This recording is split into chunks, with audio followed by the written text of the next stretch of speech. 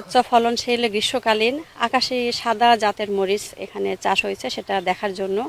তো আমরা জানি যে মরিচ বাংলাদেশের একটি অর্থকারী ফসল। এটা আমাদের নিত্যদিনের ব্যবহৃত একটা মশলা হিসেবে ব্যবহৃত হয় এবং মরিচ আমাদের কাঁচা এবং পাকা দুই অবস্থায় আমরা এটা খেতে পারি। শুধুমাত্র রান্নায় ছাড়াও কিন্তু এর বিভিন্ন পুষ্টি গুণাগুণ আছে, যেমন এখানে বিভিন্ন ধরনের ভিটামিন সি, ভিটামিন এ সহ এগুলো যদি আমরা রেগুলার খাই তাহলে কিন্তু আমরা এখান থেকে এটা পেতে পারি। তো এই এলাকাতে গত বছর যখন মাত্র 2 থেকে 3 বিঘা জমিতে মাত্র 6 থেকে 7 জন কৃষক এখানে স্থানীয় বাজার এবং অনেকে আক্কেলপুর বাজার থেকে এগুলো চারা সংগ্রহ করে তারা এখানে চাষ শুরু করেন। তো তারপরে দেখা গেল যে তারা অনেক লাভবান হয়েছেন, মানে তারা 25 থেকে 30 হাজার টাকা 1 বিঘাতে খরচ করে তারা প্রায় 2 লক্ষ টাকা পর্যন্ত বিক্রি করতে পেরেছেন।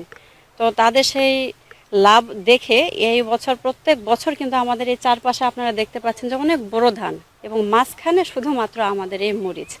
তো এই কৃষকরা, আমাদের কৃষক ভাইরা দেখে তারা উদ্বুদ্ধ হয়েছেন এবং তারা কিন্তু এবছর স্থানীয়ভাবে এবং বিভিন্ন জায়গা থেকে এই মরিচের চারা সংগ্রহ করে এই এলাকাতে প্রায় 20 থেকে 30 বিঘারও বেশি অধিক জমিতে আমাদের এই মরিচটা চাষ হয়েছে।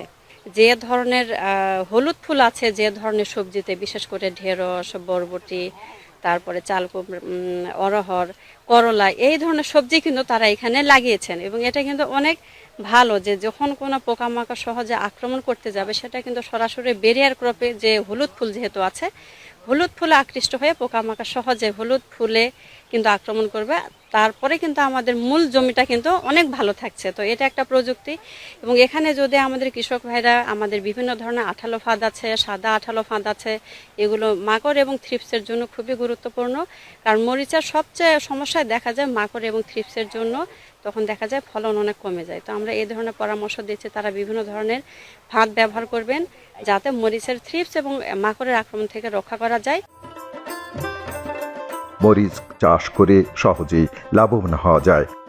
আমাদের প্রত্যাশা, যাদের সুযোগ আছে গ্রীষ্মকালীন মরিচ চাষ করে লাভবান হবেন, তাতে উপকৃত হবেন আপনি এবং উপকৃত হবে দেশ।